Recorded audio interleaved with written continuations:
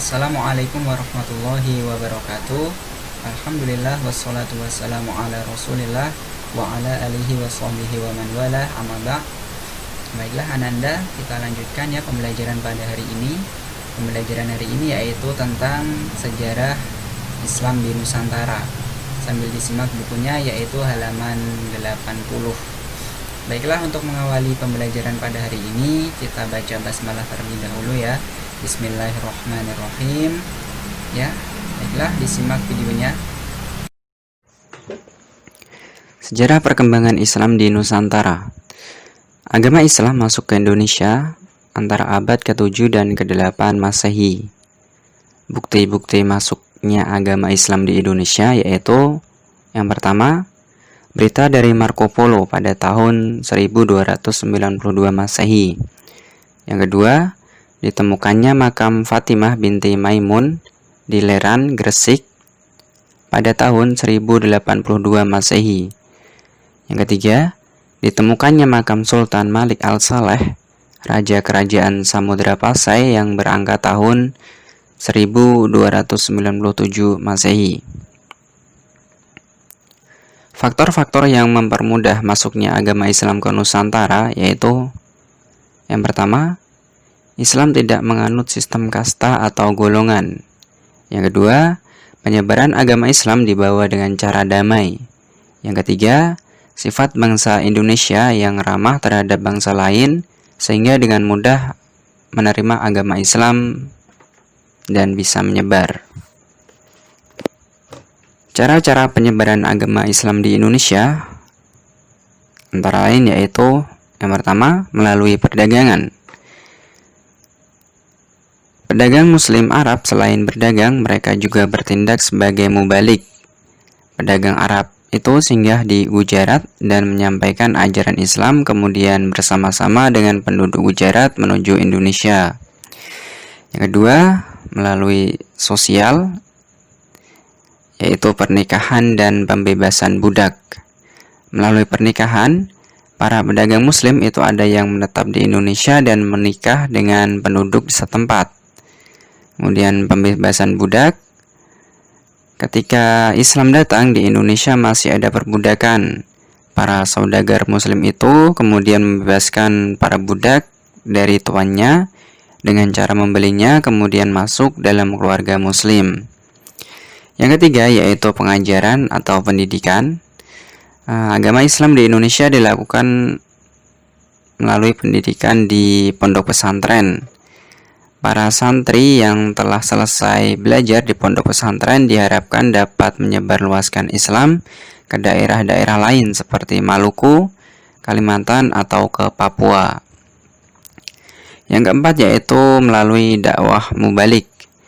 Banyak mubalik yang telah menyebarkan agama Islam di Nusantara, di antaranya dari wilayah Timur Tengah seperti Arab Saudi dan Mesir. Ada pula yang dari luar Timur Tengah seperti India dan Persia, tidak sedikit juga yang dari Indonesia. Para mubalik yang menyiarkan dan mengembangkan agama Islam di tanah Jawa dikenal dengan istilah wali songo. Di antara wali yang telah menyiarkan dan mengembangkan agama Islam di Jawa adalah sebagai berikut. Syekh Maulana Malik Ibrahim, Syekh Maulana Ishaq, Syekh Maulana Rahmatullah, Syekh Makdum Ibrahim, Maulana Syarifuddin, dan lain-lain. Yang di luar Jawa seperti Syekh Samsudin di daerah Kalimantan Barat, Datuk Ribandang di daerah Sulawesi, dan Sunan Giri di daerah Nusa Tenggara, Banjarmasin, Ternate, Maluku, dan daerah lainnya. Kerajaan Islam di Nusantara. Kerajaan Islam di Nusantara meliputi kerajaan Islam di Jawa, di Sumatera, dan Sulawesi. Yang pertama, kerajaan yang Islam yang ada di Jawa yaitu Kerajaan Islam Demak. Demak adalah kerajaan Islam pertama di Jawa.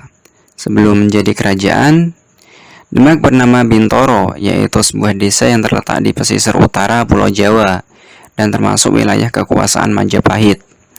Pada mulanya, Demak merupakan tempat penyebaran agama Islam yang dilakukan oleh Raden Fatah. Kemudian berkembang menjadi sebuah kota kadipaten dari kerajaan Majapahit. Kemudian kerajaan Demak melepaskan diri dan berdiri sebagai kerajaan sendiri yang bercorak Islam. Di antara raja-raja Demak adalah Raden Fatah, Adipati Unus, dan Sultan Trenggono. Yang pertama, Raden Fatah pada tahun 1500 sampai 1518 Masehi. Raden Fatah adalah raja Islam pertama di Demak. Semasa kecil bernama Pangeran Jinbun. Beliau adalah putra Brawijaya V, Raja Majapahit terakhir, dari salah satu dayang-dayangnya yang berasal dari Tiongkok. Sejak kecil beliau diasuh oleh Arya Damar. Memasuki usia remaja, Raden Fatah dikirim oleh Arya Damar kepada Raden Rahmat atau Sunan Ampel untuk memperdalam agama Islam. Kemudian setelah dewasa, Raden Fatah dinikahkan dengan cucunya Sunan Ampel. Berkat dukungan Wali Songo, Demak berkembang menjadi kerajaan Islam dan mampu menaklukkan kerajaan Majapahit. Raden Fatah merupakan raja yang adil dan bijaksana. Beliau mempunyai gelar Panembahan Demak dan Sultan Sri Alam Akbar. Yang kedua yaitu Adipati Unus pada tahun 1518 sampai 1521 Masehi. Adipati Unus adalah putra Raden Fatah. Nama lengkapnya yaitu Muhammad Yunus. Beliau memiliki gelar Pangeran Sabrang Lor atau Pangeran Belahan Utara. Dalam memerintah kerajaan, Adipati Unus banyak menaklukkan daerah di sekitar Jawa Tengah dan Jawa Timur. Beliau wafat pada tahun 1521 Masehi. Yang ketiga, Sultan Trenggono pada tahun 1521 sampai 1546 Masehi. Sultan Trenggono adalah adik dari Adipati Unus. Pada masa pemerintahannya, agama Islam berkembang sampai ke Jawa Barat, yaitu dengan menaklukkan Cirebon, Banten, dan Sunda Kelapa yang saat itu berada di bawah kekuasaan Portugis. Sultan Trenggono wafat pada tahun 1546 Masehi. Setelah Sultan Trenggono wafat, raja digantikan oleh putranya yaitu Pangeran Prawoto, namun kemudian dibunuh oleh Arya Panangsang atau Pangeran Sedolepen. Kemudian dari peristiwa tersebut saling membunuh di antara putra kerajaan yang akhirnya kerajaan pindah ke Pajang. Kemudian Kerajaan Banten. Kerajaan Banten terletak di ujung Jawa Barat. Kerajaan Banten didirikan oleh Sunan Gunung Jati atau Fatahillah. Kemudian beliau menetap di Cirebon dan kerajaan diserahkan kepada putranya yaitu Sultan Hasanuddin. Sultan Hasanuddin menikah dengan putri Demak dan mendapat gelar Panembahan Demak. Sultan Hasanuddin wafat pada tahun 1570 dan digantikan oleh putranya yaitu Maulana Yusuf atau Panembahan Pangkalan Gede, memerintah pada tahun 1570 sampai 1580. Selama masa pemerintahannya, Maulana Yusuf mendirikan Masjid Agung Banten. Puncak kejayaan Kerajaan Banten terjadi pada masa pemerintahan Sultan Ageng Tirtayasa yang berkuasa pada tahun 1651 sampai 1680.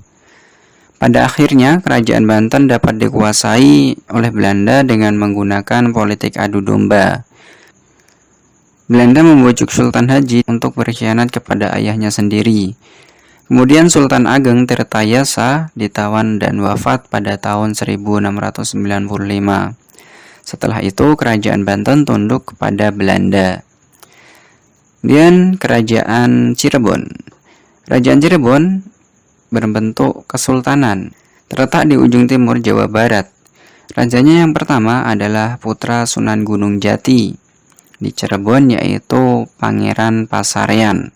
Pemerintahan Cirebon berturut-turut dipegang oleh Pangeran Adipati Ratu, Adipati Anom Cirebon, dan Panembahan Girilaya.